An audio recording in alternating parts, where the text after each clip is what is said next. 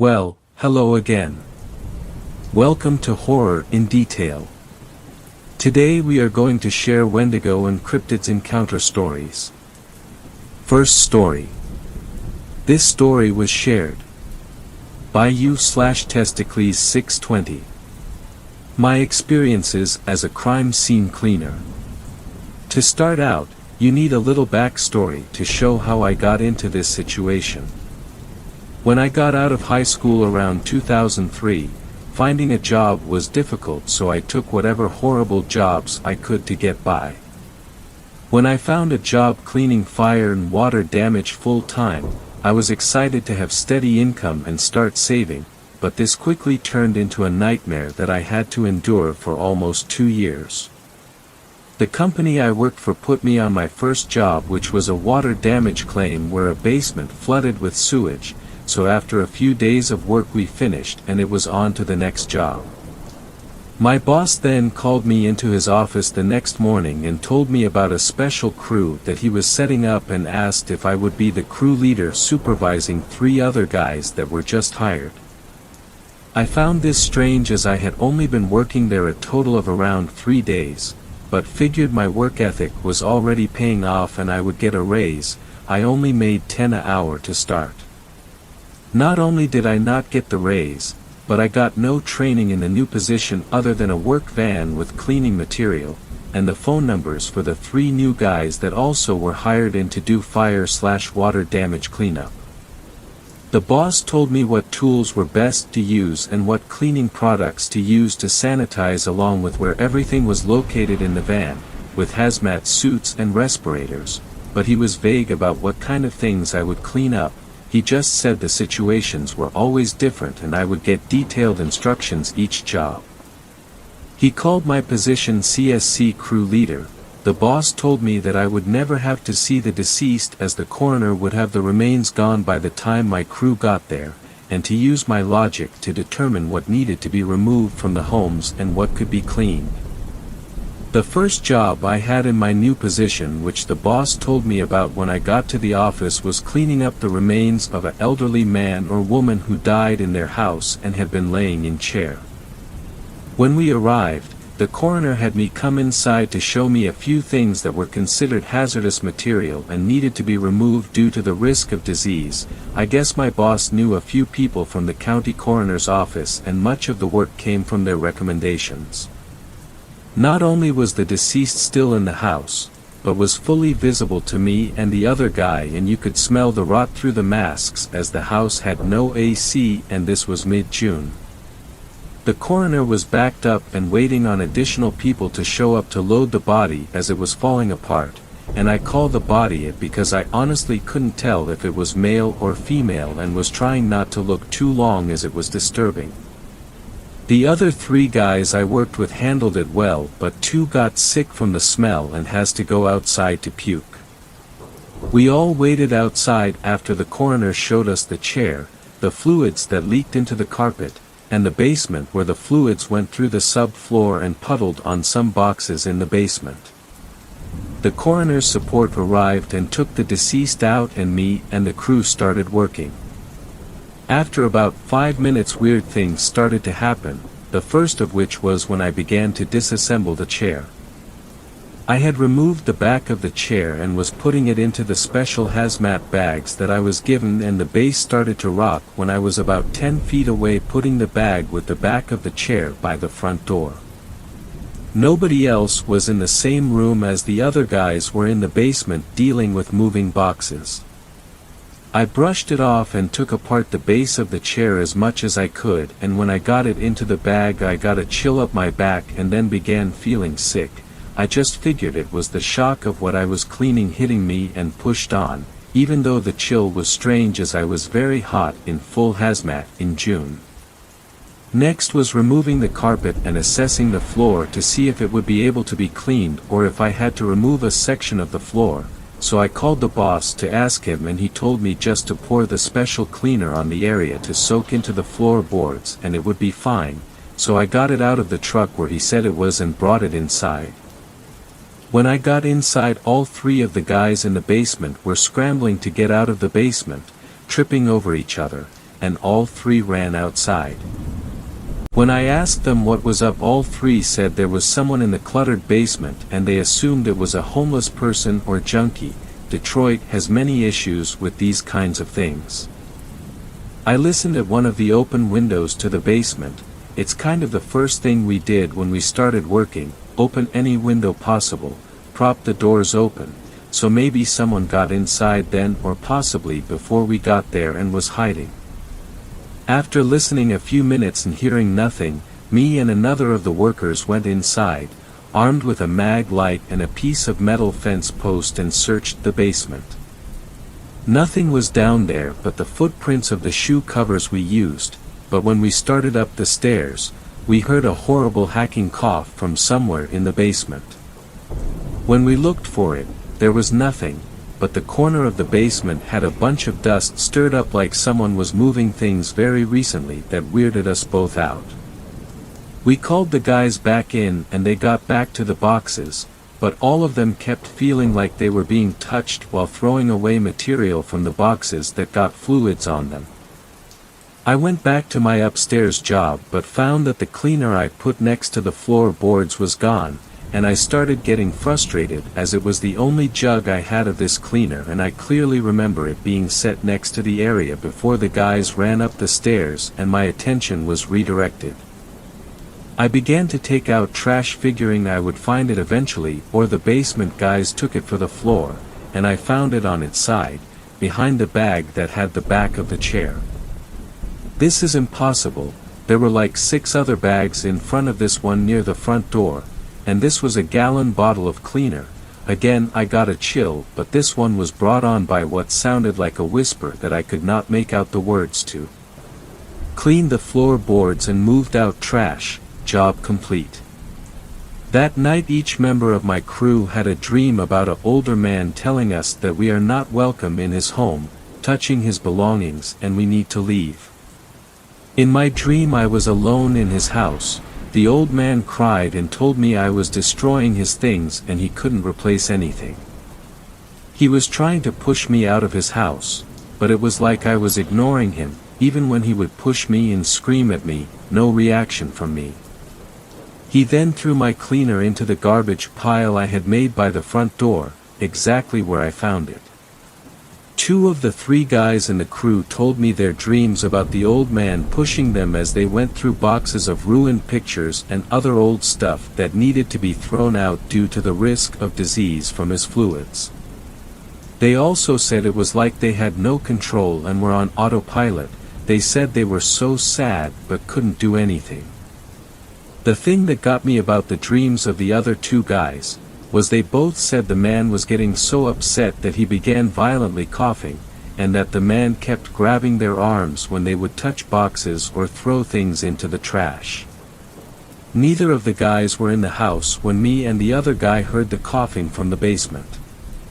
The guy that went into the basement with me said he had a dream, but all he remembered was waking up sad like he did something wrong, and had a horrible coughing fit, which might just be a coincidence, but I connected it in my mind as relating to the other dreams.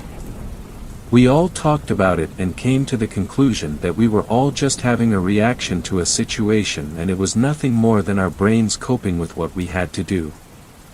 I'm very into psychology, so I rationalized it the best I could and we hoped for better assignments the next day. Next few jobs were not so bad. Cleaning up blood at a home invasion, no casualty, but huge mess. Then there was a few other bloody crime scenes with casualties, but nothing notable happened. About 2 weeks into the job we began to learn the tricks of the trade and were split into 2 different groups that I was responsible to manage as crew leader, so I would have to go to different sites if the other 2 guys had an issue or didn't know what to do. I thought I was getting used to the job as well as the other guys as we had no other experiences like the first job, but I was wrong. The next job that there was activity was a suicide of a man that was middle-aged. The coroner had already removed the body, but it was a mess. The guy had shot himself with what I think was a large caliber handgun or shotgun, as the spray was everywhere in the basement in like a second living room. There were skull fragments lodged in drywall, brain matter all over, and again he was not found for a bit, so the smell was horrible. First step in cleaning this was using our backpack vacuum cleaner to suck up all the biomaterial. The coroner told us when we went in that he and his partner were extremely uneasy in the house and it felt strange, and we immediately started getting a claustrophobic suffocating feeling when we went into the basement as well. To make matters worse, the family of the man had came over and were crying upstairs, but the vacuum noise helped to cancel out that. While I was cleaning, the power to the lights went out and it was completely pitch black. This was strange because my vacuum was still powered. My crewmate started screaming at this point, so I turned off my vacuum and climbed off my ladder. I thought maybe he touched a wire to the lights, but when my vacuum unit was turned off he was still screaming and I could hear things being knocked over. I started fumbling around for my flashlight on my tool belt and yelled for my friend asking what was going on, but all I got back was panicked screaming. Then I saw in the pitch black, something darker that was moving in my direction, and I will admit, I freaked out. I slipped trying to back up, still looking in my belt for the flashlight, and found it when my back hit the basement wall. I turned on the light aimed at the blackest shape I have ever seen, and when the light turned on, I saw the shape of a man wearing a flannel shirt, beard, and an expression like he was about to attack me. Then it was just gone.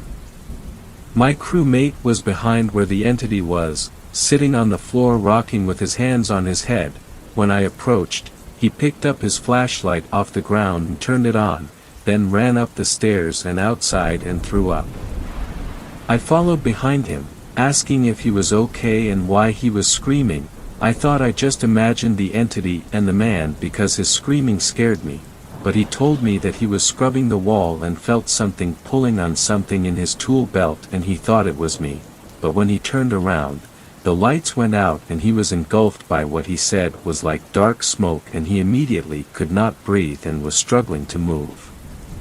He managed to pull his flashlight out, but it was knocked out of his hand like his wrist was grabbed with force, and he managed to scream. When he screamed, trinkets started falling off an entertainment center that was about 3 feet to his side, and the black smoke moved back, but he was close to passing out from exertion. He also said he lost hearing and didn't know that any noise came out when he started screaming, and that the stuff falling off the shelves was landing on him, and that's why he was covering his head. He said it felt like a weight was lifted off him when the dark smoke backed up, but he felt sick right away, and the light from my flashlight made the sick feeling increase. We took an early lunch where he just sat there, pale as ever, and didn't say much other than he said he breathed in that smoke and didn't feel right.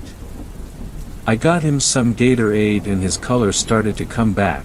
I never told him I saw a man when I turned on my light because we still needed to finish, and I didn't want to put that in his head since he never mentioned seeing it. When we went back, the lights in the basement were on again, half the things that fell from the shelves were back on the entertainment center, and the TV was on baseball. There was also a different smell in the room, similar to burnt hair.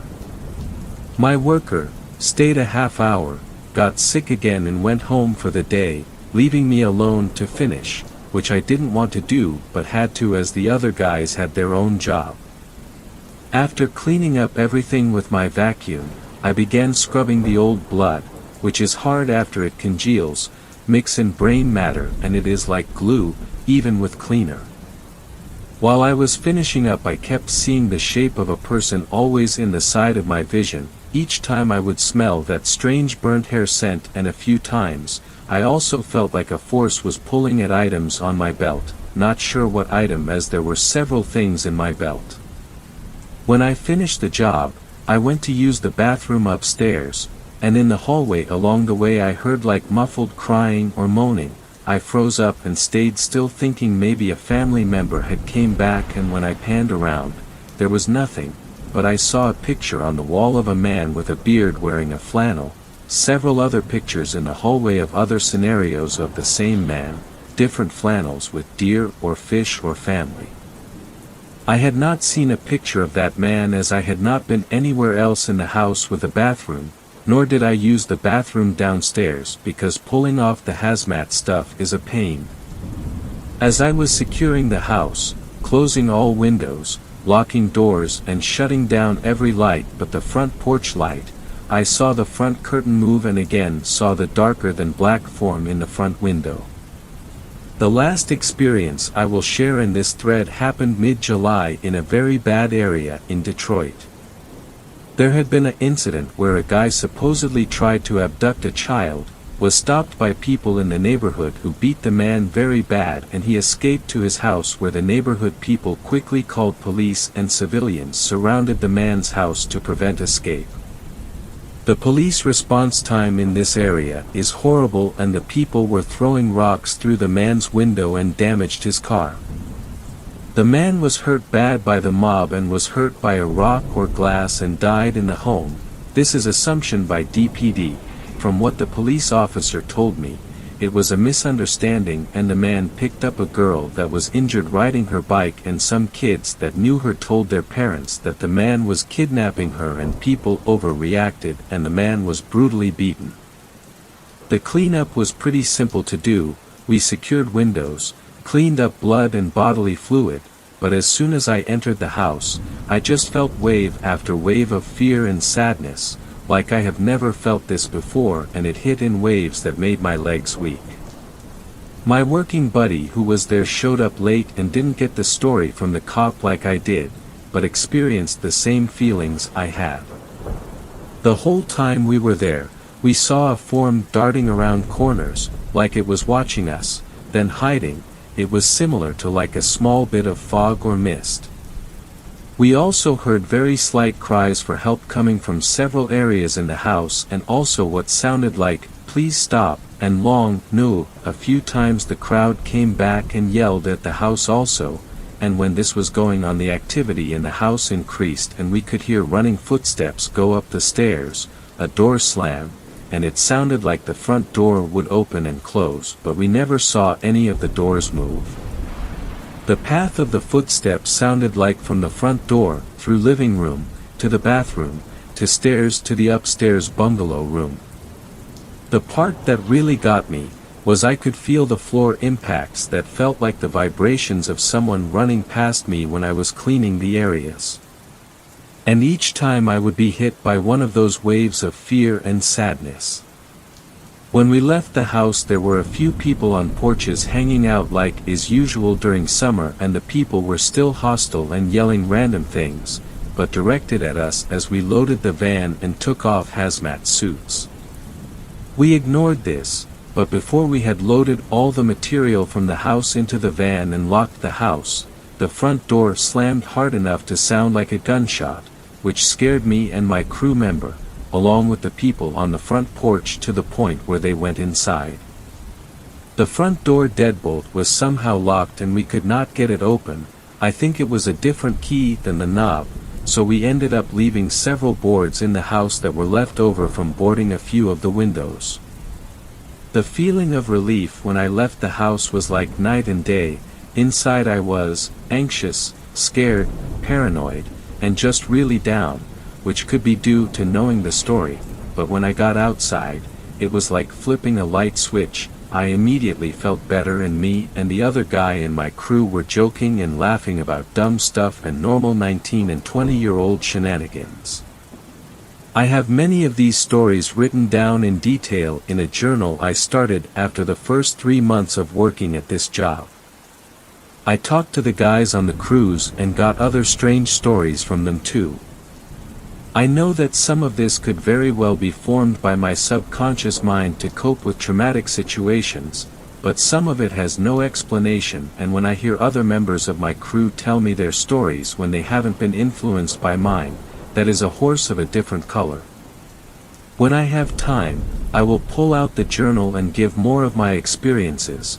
The job got way worse when I started the journal after 3 months in. Several experiences with what I think was paranormal, many situations that stressed my mental state to the point where my mask of sanity started to slip. In the end I worked at this place for almost 2 years, and of my crew, all died, 2 from suicides, 1 from drug overdose that could have been intentional, but we will never know.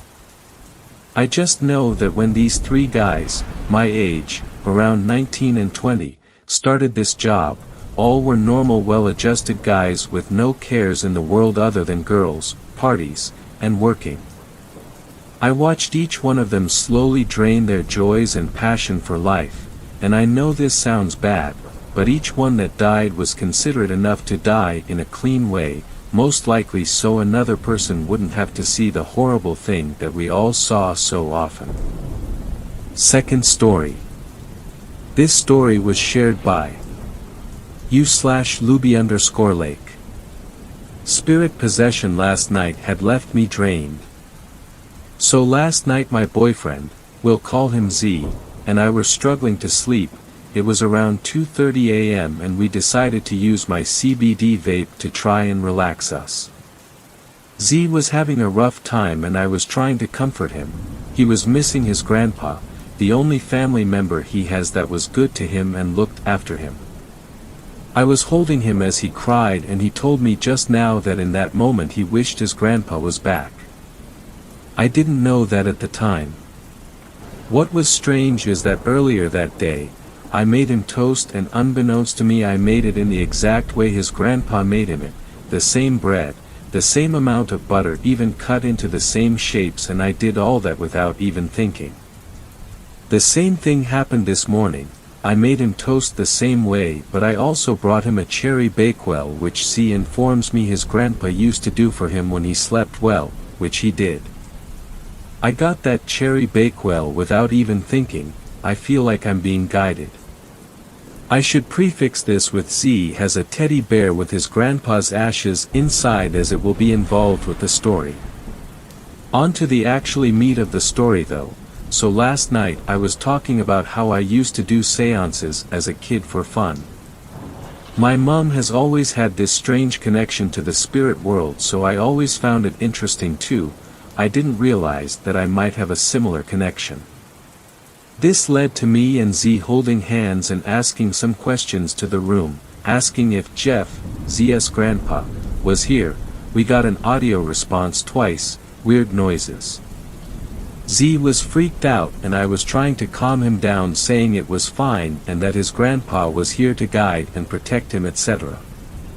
We talked about Z's grandpa maybe having sent me to look after Z, as before he died he said he would send someone to do so eventually. I feel a strong protective urge over Z as well, so maybe. After the responses I was trying to comfort Z and help him to sleep. I was singing/humming a song his grandpa used to sing to help him sleep and stroking his hair too. Z kept telling me that I kept doing things that his grandpa used to do.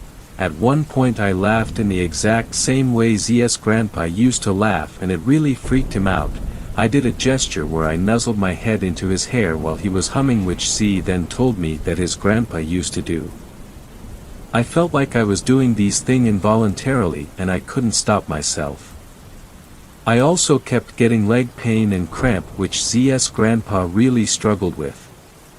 Apparently I even responded in the same way he used to when Z asked if it was gone multiple times.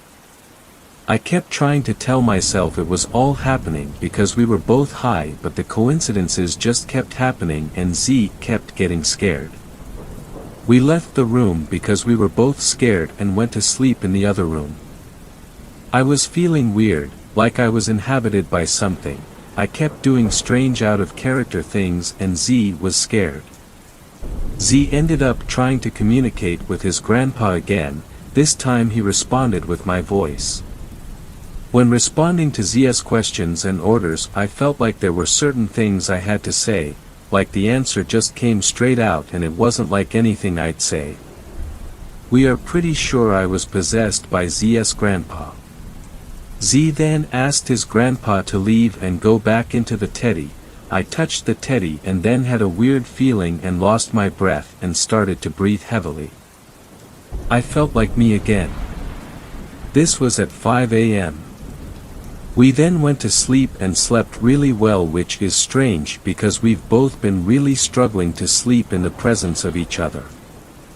This is the first time we've been able to sleep together properly in the same bed without one of us having a weird trauma response and leaving. In conclusion, it was a weird night and I'm pretty sure I was possessed. I still feel kinda weird now, but I'm not entirely sure if it was all a shared high delusion or something. If you got to the end, thank you for reading and putting up with my bad grammar. I'm very dyslexic, so apologies. Let me know what you think happened to me, and if you have any questions about the specifics, let me know. I need to talk about it. Thanks. From Lake, a 28-year-old femby from the UK. Third story. This story was shared by u/glittering, screen 318. I want to tell you a ghost story. This is actually quite long, so I hope you will stay with me. I want to tell you a ghost story, and this particular story is the reason that no one will ever be able to convince me that these things are not real. When I was 18, I met someone who was to become one of the most important and influential people in my life, ever. Some of you won't like this part, but I don't apologize for it. I don't know if it might be a pertinent part of the story or not, but I was still living at home with my mum and younger brother, my father having died when I was 15. I had been struggling for quite some time with my sexuality. I grew up in the 70s in a working-class, northern town in the UK. It was not a place to be gay in, and at 18, I still didn't know any other single person I could talk to about it, much less have any gay friends to lean on. I actually had a girlfriend then, and we had been together for 3 years by this time. It was what was expected of me, and I was desperate not to be gay. It was 1985. A great era to be just coming into adulthood. The clubs, the music, the new romantic period with Boy George, Spandau Ballet, Steve Strange and the like, all seeming to push the boundaries of what a man should be, should look like. Anyway, my girlfriend and I went out to a pub one night, and we bumped into an old school friend of mine and his girlfriend, who I also knew from school. They were both quite into the goth scene at the time, and they said that they were going to go to this club that we had never been to before, but that we knew had the reputation of being alternative, shall we say. Anyway, we agreed to come along. It was a total revelation for me, as you might imagine. Here were the people I had been looking for so long. We soon became regulars at this place. Even my girlfriend was really into it. It so happened that she actually met someone else at this club, and eventually we broke up, so no girlfriends were harmed in the making of this story. I was actually really upset by it. I had known for quite a while that I was gay, but I did love her in a way. Anyway, no matter, because I also met this person that would become so important to me, Daniel.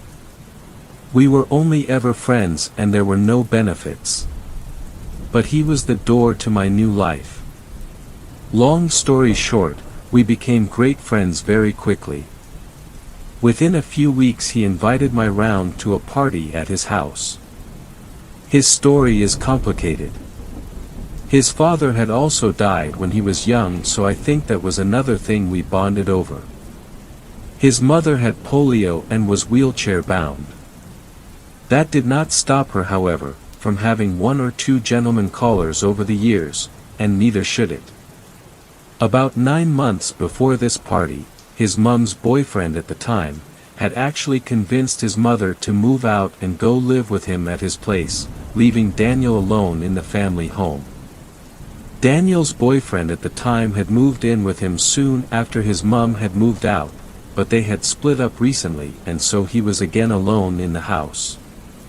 The reason that he and his boyfriend had split up was to become clearer later, but suffice it to say, it was not just a question of compatibility. Anyway, the party was fantastic. I met all of his friends, and they were really great people, and soon we were all hanging out on an almost daily basis. I learned that Cal, his now ex, had not been able to cope with certain things that were going on in the house. They told me stories of weird noises and things being moved around or going missing.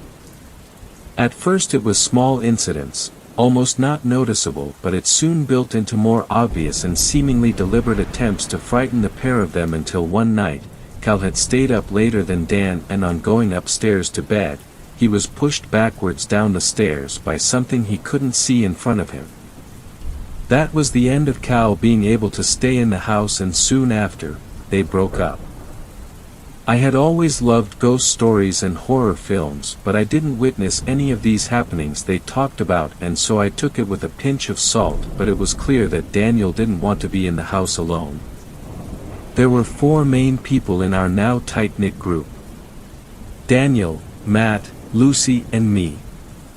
Yes, I have changed the names because these people are mostly still alive. Lucy sadly died a few years ago of cancer, but I know she wouldn't mind me telling this story. Anyway, we took it in turns to stay overnight with Dan so that he didn't have to be alone in the house at night. The first night I stayed over, Lucy also stayed. I was a bit apprehensive, to be honest, because Dan was still reporting the odd noises and such, but it had seemed to calm down quite a bit since Cal left. The night passed uneventfully, and so too did many more nights. There were a few times that I heard something like a tapping on the wall above my bed. I thought that it was probably pipes expanding in the wall or something, but it went on for quite some time. Other little noises here and there, usually like the same tapping on the wall or odd bumps and bangs, would happen when you were in the loo, for instance, but that too could have been the pipes. We often had music on in the house, and sometimes you would hear something upstairs or in another room, but always just quiet enough to be not sure what it was, or even if you really heard it. If we turned the music down to catch it, it stopped. Being young and having this strange thing going on, we tried to make light of it, joke about it, and try scare each other in an obvious way so as to sort of normalize it, I suppose. Time passed. I had recently plucked up the courage to finally tell my mum that I was gay. She didn't take it well. I had been staying over more and more at Dan's during the last few months, and we had come, as far as my mum knew, to have some home-cooked food and for me to get some more clothes to take back to Dan's. It was spring, and believe it or not, my mum had gone into the garden to pick some daffodils for us to take back with us. Could that be more gay? LOL. Anyway, while she was out there, Dan knew that I wanted to tell her, and he said he was going to go to the shop and get some cigs so that I could talk to her without him there. I called her in, and she stood there, daffodils in hand, and I said, "Ma'am, there's something I want to tell you." "What's that?" she said. And then I froze, nothing would come out. I stuttered and stammered and started to sweat. My mum was looking at me with more and more concern until eventually I blurted out, "I'm gay." She took a deep gasp, then flung the daffodils on the floor and stormed off outside again. She came back in a minute later and said, "Well, what do you want me to do about it? Why did you tell me that? Oh, you're such a disappointment to me," and she walked off again. I wasn't quite sure what to do, but Dan came back at that point and knocked on the door. I already had the bag of stuff I wanted to take back, and so I just thought it was best to leave. I said goodbye to my mum. She wasn't crying or anything, just silently fuming, I think, in the kitchen. "Yeah," she said, and we left. Back at Dan's, having told him what had happened, he said, "Why don't you just move in here? You're already here most of the time anyway." At that point I actually thought it was a great idea, and so within a week, I had left home for the first time. My mum never really could talk freely about this side of my life, although she did try her best in later years. But it was the push that got my new life started. It was also the start of a new wave of activity at Dan's. Dan, Lucy, Matt and I were still spending almost every day together in various combinations, and either Lucy or Matt would often stay overnight too, since the house had 3 bedrooms. Lucy lived the farthest away, so she would often stay for a few days at a time. Honestly, it was a ball. One of the most fantastic times in my life. Things started to ramp up a bit though with the freaky stuff, even during the day. We had given the ghost a name. Frank. Dan and I were also actually working together at an outreach center, and we came home one afternoon, about 4 o'clock, and Dan shouted, just into the air, "Go on, Frank, give us a good bang." Instantly, there was a huge crash against the second living room door. The living room had 2 doors. One that opened onto the dining room/kitchen and one that led to the foyer before the front door. We had the sofa against that door since we didn't use it, and it sounded like someone had just kicked or punched the door as hard as they could, just once. This was not a subtle noise. We nearly jumped out of our skins and looked at each other gobsmacked. We started to laugh. It was just a shocked reaction, I think.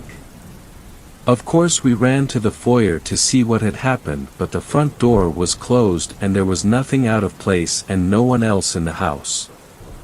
It's a strange thing, but when stuff happened like that, after a few minutes, it's like you sort of start to wonder if you really heard it or not, if it really happened. We were almost never completely alone in the house, and so we always felt sort of safe in a way, having someone else to share these things with you. Of course we talked about it for a bit, but after a while we just got on with the rest of the day. There was a period of time, that every morning when we got up, the loft hatch was open. We closed it each time, but the next morning, it would be open again. That went on for a week or so. One night all of us were in the living room just talking and laughing when we heard a smash of glass from upstairs. We went running up to see what had happened, and the bulb from the bathroom light had fallen into the sink and smashed. Only, the light was in the middle of the ceiling and the sink was against the wall. Many nights I would be in bed and there was that tapping on the wall, just above the bed, for hours sometimes. In the end I learned to just ignore it and go to sleep. One night, there was another sound, outside my window. It sounded like someone was scraping a stick up and down the fence in the front yard, hitting the individual pickets. It could have easily been someone doing just that, but it went on for a couple of hours on and off. I looked out of the window, but there was a tall bush at this side of the lower wooden picket fence and I couldn't see anyone. But the next day I had a look and there were scratches along the fence. It could have been a person, but who would do that for over 2 hours at 3 in the morning? I have to confess that we did actually do a Ouija board made out of letters written on scraps of paper on the dining room table and a glass, more than once. Mostly I didn't really believe that they worked. It was almost always someone pushing it and what came out was rubbish, gibberish. But we did get a few things out of it that were a bit freaky. It seemed to accept the name Frank and said it was a friend of Dan's dad from the army. Weirdly specific. It said that he came to visit from time to time and that he was going to frighten us. Even though we mostly joked about it and treated it like it was something usual. There were small things happening almost every day, and so you do actually get used to it in a way. It was still succeeding in its mission, however, since we were all, underneath, quite frightened at times. One of the worst things that happened came also in the middle of the day. I was alone this time. Dan was at work, but it was my day off. I was just in the living room, listening to music and doing some painting. It was a bright sunny day, about 2 in the afternoon. I heard a shuffle sort of noise, again just slightly above the music. I ignored it. Again it happened, and so I turned the music off. 2 seconds later, there were footsteps, clear, almost marching footsteps coming from the room above the living room, which was Dan's bedroom. There was no carpet in that room, just painted floorboards, and it wasn't a sort of half-imagined, quickly over episode. Someone was walking in hob-nailed boots, round and round in circles in Dan's bedroom. Needless to say, I didn't go looking to see who it was. I knew I was alone in the house, and so I rather quickly left the premises and walked to work to tell Dan about it. His shift wasn't finished until 4, so I stayed there, and then we both came home. Nothing was out of place or anything. No doors or windows forced open, nor any sign that there had been anyone else in the house besides me. This next incident was a really cruel joke played on me by both Dan and Matt. I had been ill, and so when Dan and Matt asked if I wanted to come out to the club, I said no, so off they went and I stayed home, alone. It was a Friday and we didn't have work the next day, so I was up late watching some crap on the telly. At about 2:30 a.m., Dan and Matt thought it would be funny to see if they could creep in, unnoticed. They did. They both crept upstairs to Dan's room. The telly must have been quite loud, I don't know, but I never noticed them come in. The next thing I knew, there was a huge stamping of feet on the floor above me, and then a stampede of feet running down the stairs, shouting and laughing and rushing toward the living room, which at that time had the door closed. I had nowhere to go, and so I picked up a cushion and tried to jump behind the sofa. The door flew open and in rushed Dan and Matt, both quite pissed and laughing their heads off, while I was trying to jam myself between the back of the sofa and the wall with a cushion over my head. They thought it was hilarious, I did not. When they saw that I was genuinely scared shitless, they apologized profusely and said that they really hadn't planned it and that they really weren't that quiet coming in, but when they saw that I hadn't noticed them, they couldn't resist. However, only a few nights later, Dan, Lucy, and I were in our beds, maybe only about half an hour or so, when there was a huge crash from downstairs. It was quite late, as we never went to bed usually before 2 a.m. or so. The dining room was really quite large, with the kitchen at one end, the open staircase in the middle more or less, with the door to the living room opposite, and the dining table at the other end. Next to the staircase, we had a large set of shelves full of books and junk. It sounded like someone had pushed the shelves over and everything had crashed to the floor. Again, this was not a subtle half-heard event. I shouted through to Lucy, "Did you hear that?" Really, there was no way she could not have. She shouted back, "Yes." I got up and ran to her room, which was the third bedroom and full of all sorts of junk that didn't have a home anywhere else. There was a box of stuff in the corner, and among the arms that we took up were a large pot dog for Lucy and a picture frame that I broke up and made a sharp stick for me. We both then ran into Dan's room, and then all of us ventured down to see what had happened. Nothing had happened. Not a thing was out of place, but we had all heard the huge, multi-layered crash, as if lots of separate things had crashed to the floor more or less at the same time.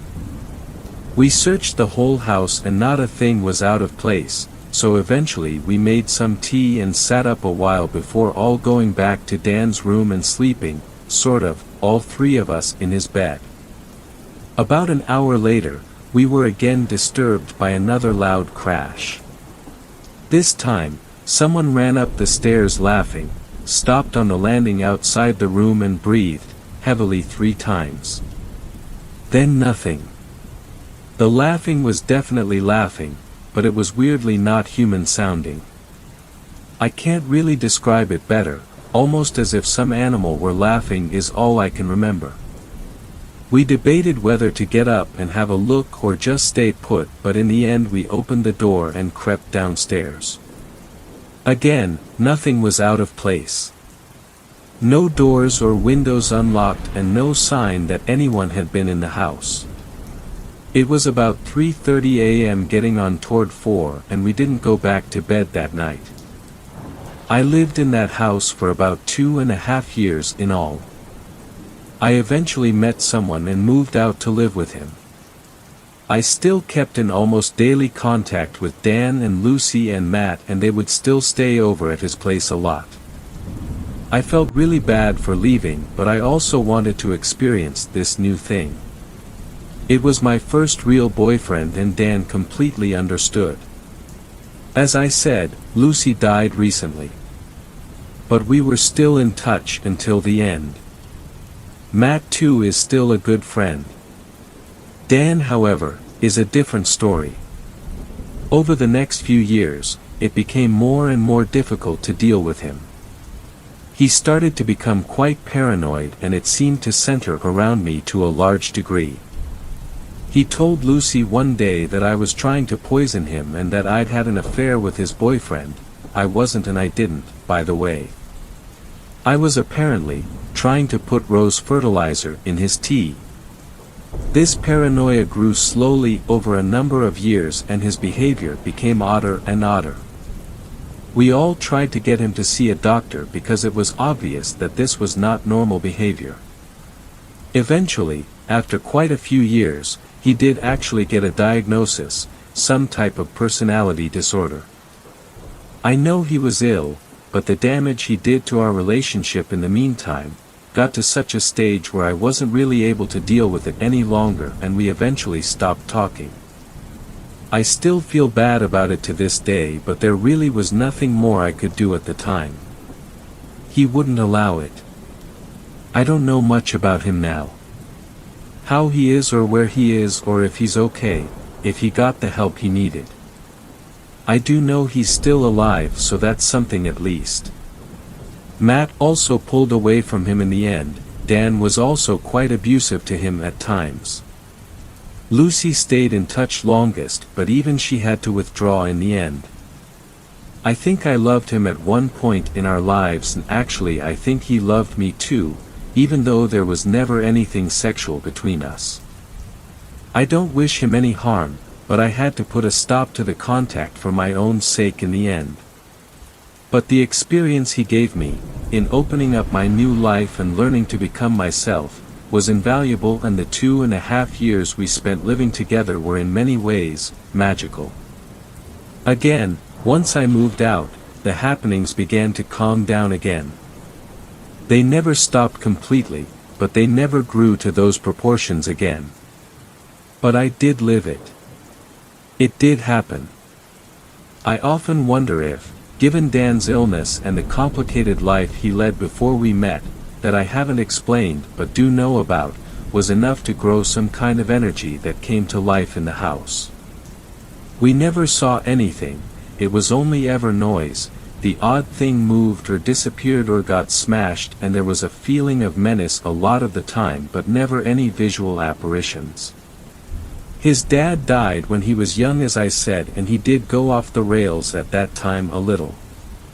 His mum had polio and so was never very capable on her own. He was an accident really, and all of his brothers and sisters, of which there were 5, were quite a bit older and had left home quite some time before to begin their own lives. There were a small but steady stream of men in his mum's life that didn't always accept Dan as he was. He was quite loud and proud of who and what he was, and never hid the fact that he was gay from anyone. The man his mum eventually left him alone in the house for at 19 years old, was actually quite good with him. But I find it odd that he was not invited to go live with them, and I know my mother would never have left me alone in the house to go off and live with someone else after my dad died. That has to affect a person. I still think that the circumstances that surrounded Dan and the way we all took this phenomena and made light of it but also encouraged it in a lot of ways, might have been enough to create something. I don't know what, but whatever it was, I know it was real. It's not the only experience I've had either. When I lived in the first flat I ever had on my own, there were a couple of odd things. It was a converted old Victorian townhouse with 2 floors. I had the top floor. It really was only inches from falling apart, but I loved it. One night, I was in bed reading and the toilet flushed itself. I got up to have a look and the cistern was still filling up. It was an old Victorian toilet with the cistern high up and a long chain to pull to make it flush. The chain wasn't swinging or anything, but the water was running back into the cistern. Then on another occasion, I was in bed again and there was a crash of glass in the hallway.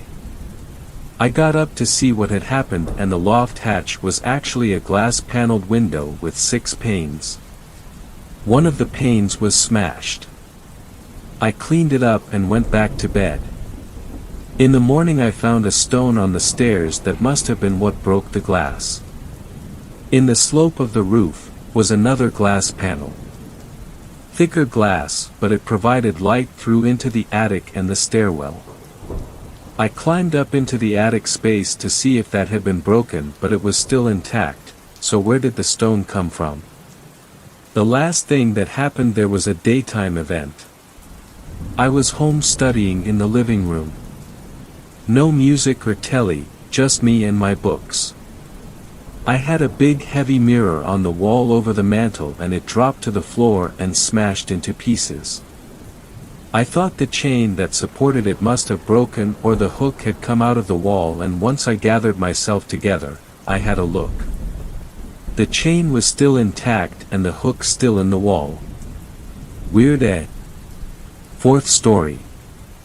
This story was shared by u/personal, Pomelo 8703. I live in Utah. I'm pretty sure I had an encounter with a skinwalker or a wendigo. I am 25, M. I live in Utah and I'm curious if any of you have seen anything like this before. I'm pretty sure I saw a wendigo or a skinwalker. I know it sounds strange or crazy. I don't really believe in those things and I'm regularly skeptical when it comes to the paranormal. This happened to me when I was 17 and in high school and living with my parents. My house at the time was in a very small town. The backyard faced open empty fields and mountains for miles before you reached another civilization at all. My best friend lived next door and shared this field as our backyard in a way. I have to explain that his house was built on a different street that ended in the field with a small cul-de-sac. I think there was supposed to be more houses built down this street to expand the town, but they clearly never got around to it. So his driveway was basically in this cul-de-sac even though no other houses were built there. This matters later in the story. I used to stay the night at my friend's house a lot in high school because I didn't have the best relationship with my parents. Every once in a while we would wake up to hear dragging and a weird gargling sound from the back porch. His room was a basement room with the window well to the back porch. It would happen maybe a couple times a month, but whenever we would gather the courage to check, nothing would be back there. This happened for years. One night haunts my friend and I to this day. My friend was getting ready to move and we would stay up all night playing games and watching movies. We decided to go on a music drive to just vibe. So we hopped in his truck with high beams and swung out of the driveway, turning them on towards the field to use the roundabout. The light illuminated this thing. It looked like a person, but it wasn't. It was naked on all fours. Abnormally large, particularly its limbs that seemed to fold under itself in an unnatural way. Its pale skin clung to it like it had to be stretched onto it. But the part that still sends shivers down my spine is its face. Its jaw hung open to this gaping black maw, like a snake unhinging its jaw to eat. Its black eyes glistened in the light as it looked at us. But just as it turned to see us, it quickly scurried backwards almost like it was on rewind into the brush of the field. My friend and I were pale as ghosts. We both looked at each other like, "Did you see that too?" We were shaken. Let's just say we tried to have a good rest of the night, but we couldn't believe what we saw. We ended up just sitting there in his basement with guns ready and waiting to hear the gargling and dragging again, but we never did. Sorry that it's not very climactic, but it's the truth. I now don't live in that town anymore. There are times when I visit there though. That empty field still feels like it's watching and waiting. Even though I can't see it, I can still feel like it's out there. Fifth story. This story was shared by you/sad_ad_2051. My Skinwalker story. Before I begin, I would like to say that this is a very long story. It's been something that's haunted me since I was 6 years old, since my first encounter with it. I have had dreams about this, and 2 very specific encounters with the creature. I'm sharing this story so I could possibly find help on what to do or how to get rid of this creature that's been hunting me since I can remember. Just for background, I am a 21-year-old female and still worry about this creature finding me, but I'll get into detail why later. For now, here's my story. I would always go camping with my grandparents, who I call my Gammy and Gampy, at the end of my school years. I would always look forward to it since I grew up loving the outdoors and the woods. I especially loved camping, loving the idea of having s'mores, taking long hikes, being around the campfire, and of course the wildlife we would see.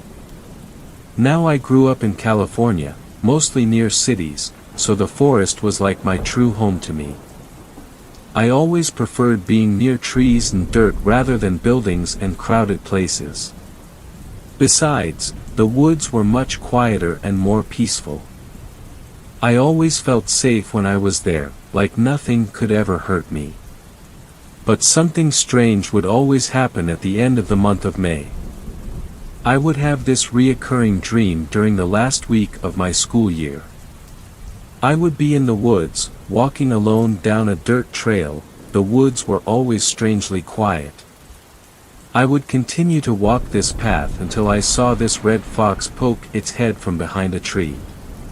Its eyes were always strangely human-like, but they were yellow and somehow looked like teddy bear eyes, and it would just stare at me.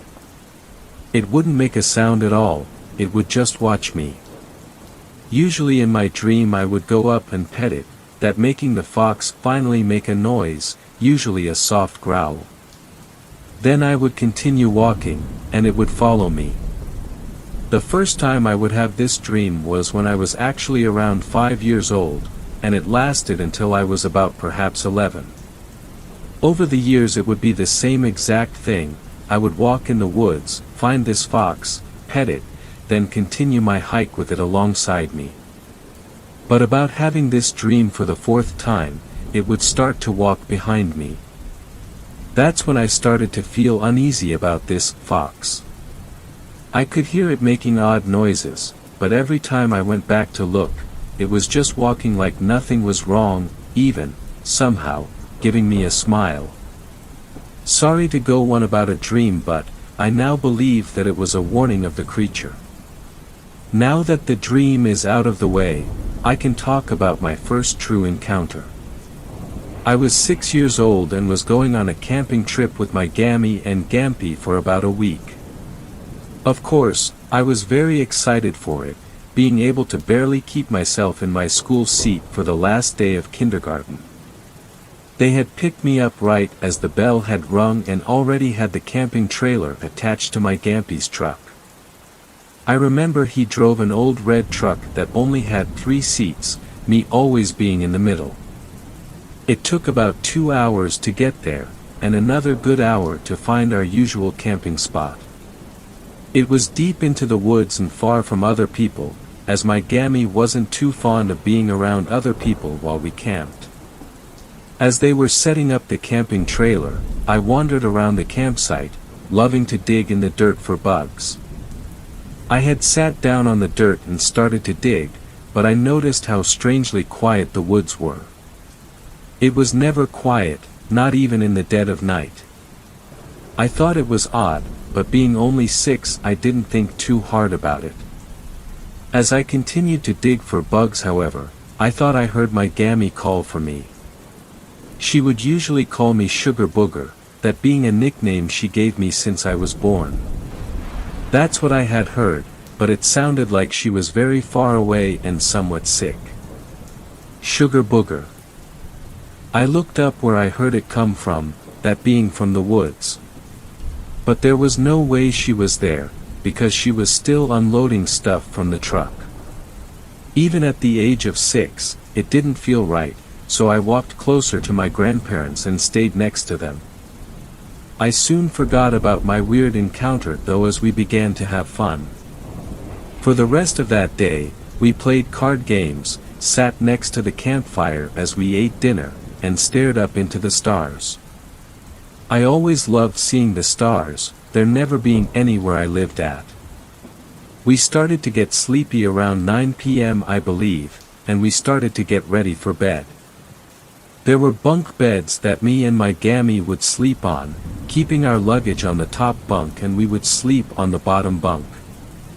Due to my Gampy's snoring, he would sleep on the couch of the trailer. I would always sleep next to the trailer window just in case I couldn't sleep and wanted to look outside.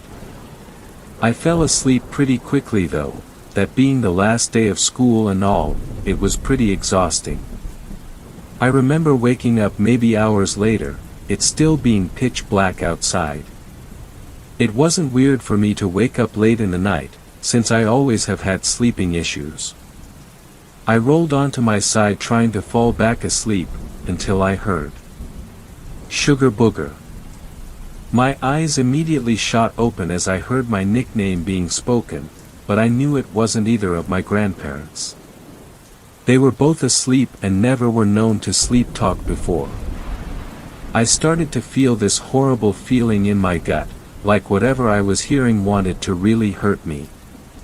Even at the age of 6 I knew this wasn't normal. Then I started to hear tapping at the trailer window.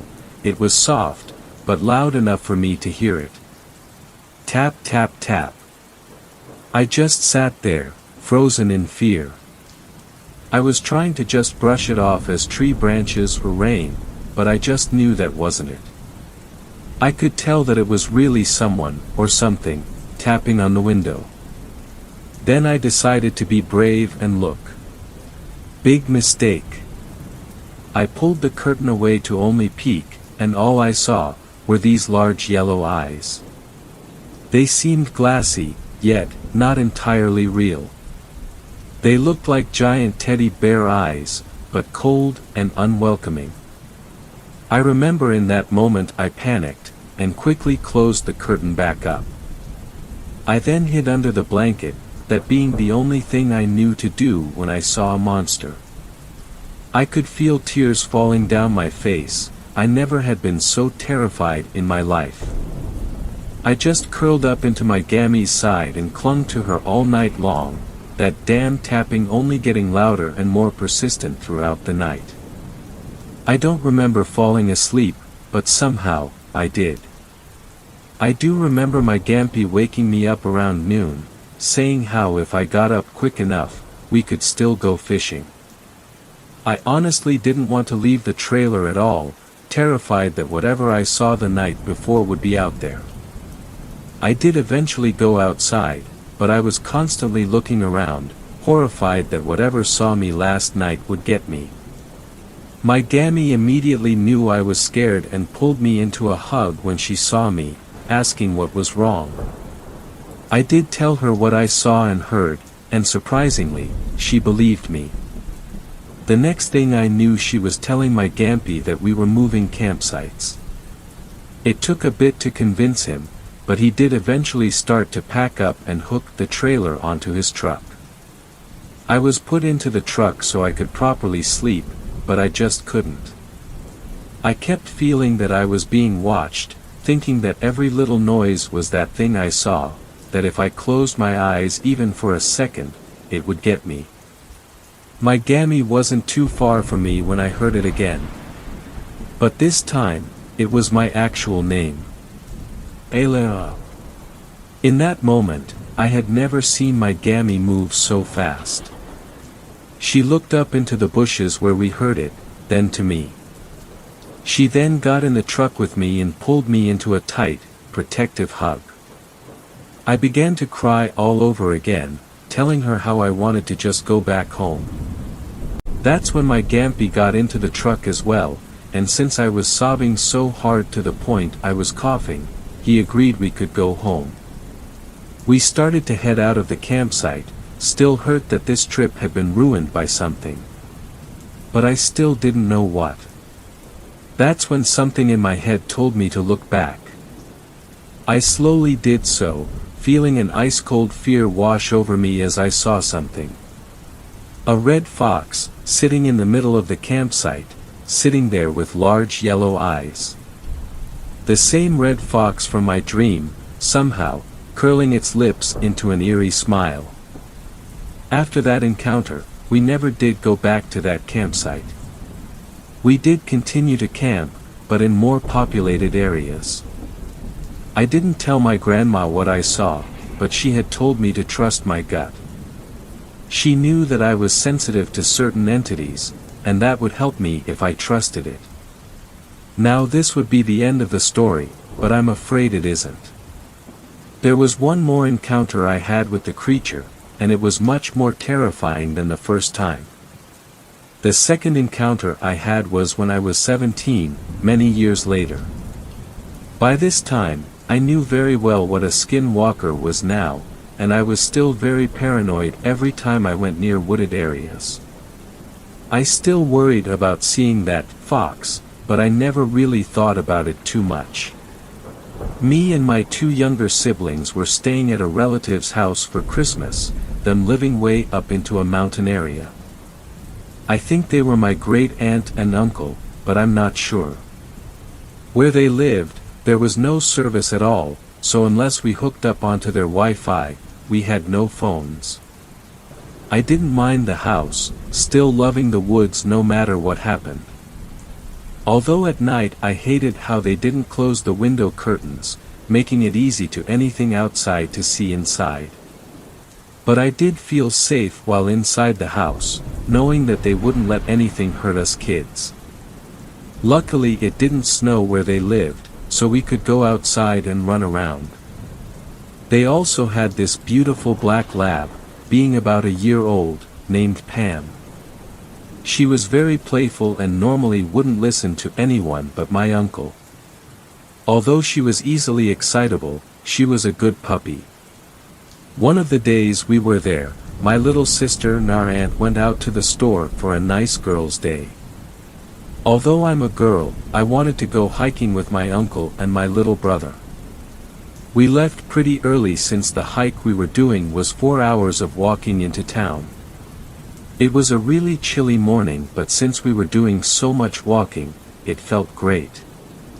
We also decided to take Pam, it being a good way for her to get exercise and have fun. About maybe an hour into our walk, I started to slow down a bit, wanting to enjoy the beautiful forest. It was so peaceful, I could have honestly stayed there. But as we continued to walk, I started to feel something odd. I noticed how quiet the forest had suddenly become, hearing only our footsteps and my brother talking to our uncle. Pam noticed it too, her ears going straight up and growling softly. I started to pick up my pace to get next to my brother, worried that possibly a coyote or mountain lion was nearby. I knew though that they wouldn't be out at this time though, even if they were they didn't walk near the roads. My little brother was only 9 at that time, and being the oldest sibling, my natural instincts to protect him kicked in. My uncle noticed the silence as well, telling us to stay close to him and Pam, who was now next to me and still growling. I began to feel that horrible feeling again, that ice-cold fear I once felt when I was 6. I tried so hard to not think of the creature, but it was all I could worry about. I was scared. I felt like I was back to being that scared little 6-year-old girl again. I had to stop for a moment though, seeing my shoelace came undone. I quickly kneeled down to tie it back up, trying to hurry and just get out of there. That's when I heard it. Alea. In that moment, my heart dropped into my stomach. My eyes were widened and I could just feel myself start to shake from fear. It was right next to me. I heard it clear as day. I slowly turned my head, and there it was. That same red fox, still having those horrid yellow eyes, and that same demented smile. Only this time I saw it much more clearly. Its fur looked so matted and disgusting, the smell it had was like rotten, decaying flesh mixed with garbage. Its limbs were much too long for a normal fox, the back legs bending completely the wrong way. Those eyes were still the worst thing about it, but now they looked emptier than I had remembered. I wanted to scream, to run, to cry, but I just couldn't. I was frozen as I was, too scared to even blink. Then I heard it speak again. This time however, it had mimicked my little brother's voice. Found you. Before anything else could happen, Pam suddenly jumped in front of me and started to bark like mad, snapping and growling so aggressively that it scared me out of my frozen trance. When I looked back, it was gone. I used that moment to run over to my brother and uncle, who didn't see what I saw as they were too far ahead now. But I heard my uncle start to pray and sing a song under his breath, keeping my brother and myself close to him. I was just too scared to even look back, so I just kept my eyes on the ground and refused to stop walking. Pam had stopped barking, but she was still loudly growling and never left my side as we continued our hike. My little brother was a bit worried, but he just thought it was a coyote. When we finally made it into town, my uncle had called our aunt and told her to pick us up, saying something about how it wasn't safe for us to walk back. Thankfully she did come and get us, but she was confused since we talked about that hike for days. On the car ride back, Pam never left me alone. She was right with me the entire time. She knew that thing was after me, and she protected me. I was very grateful that she was with us. Who knows what would have happened if she wasn't. When we got back to the house, I was taught to by my uncle and aunt. Once I told them what happened and what I saw, they had started to pray and check that all the locks were shut tight, my aunt putting something around the doors. I now believe it was probably ashes, but I never did find out. Unfortunately, this made our Christmas vacation cut short, as they were worried that I was not safe while still in the woods. We had to be taken home the next day, them making an excuse of how there was an emergency with a friend and that they had to help them out. I felt horrible that this Christmas was ruined, but once I did leave the woods, I truly felt safe again. Before they had to drive back home though, they told me that it wasn't my fault, and that luckily it didn't hurt me or the other kids. It did make me feel a bit better, but it still brought up a lot of questions and worries. It was still around. How? Why? What did it want with me? Does it want my skin? My soul? Was I just going to be tormented by this thing forever? I still don't have answers to these questions, and that's what really scares me. Now, I've long moved from California and now live in Kentucky. I do live in woods, but so far, that thing hasn't found me. I know that seems very stupid on my part, but life had changed a lot when I was growing up. I was given no other option to live somewhere else, and my grandpa in KY was kind enough to let me live with him, so please don't call me an idiot for moving to the woods when I had no other choice. Anyways, while I am happy it hasn't found me, I'm still worried. Can it still find me? Is it still hunting me? I'm not close to anyone who knows truly on how to get rid of this thing, and that's why I'm telling my story now so I can possibly find help. So please, if there's anyone out there who does know, help me. Thanks a lot for watching the video till the end. Subscribe to our channel Horror in Detail. Drop your opinions/suggestions in the comments section, and like the video as it helps with the YouTube algorithm.